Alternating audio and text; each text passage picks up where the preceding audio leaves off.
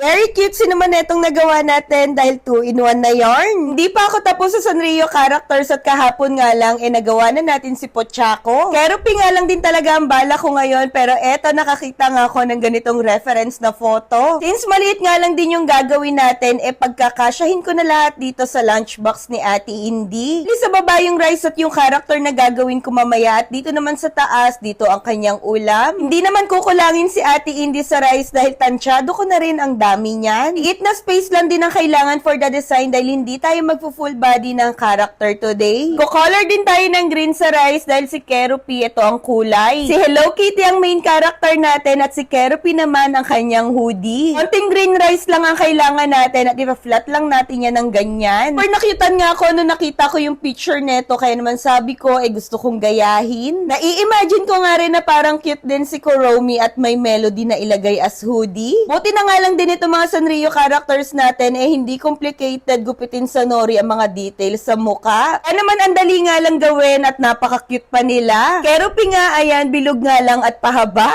Kahit dalawa pang characters yan ang bilis ko lang din na natapos. At ito nga, meron akong edible sprinkles na mabibili nyo rin sa Crafty Corner. Napakaganda ng kulay kaya tignan nyo naman, super nice pag ginamit na pang design. Hindi na ketchup na kumakalat ang pang blush ko ngayon. Post na tayo at i-flex na natin itong very cute scene na si Hello Kitty at Keroppi. O siya, at kung nagustuhan nyo itong video na to, follow nyo na rin kami for more bento baon ideas. Bye-bye, Mommy! Oh, bye-bye. Love you.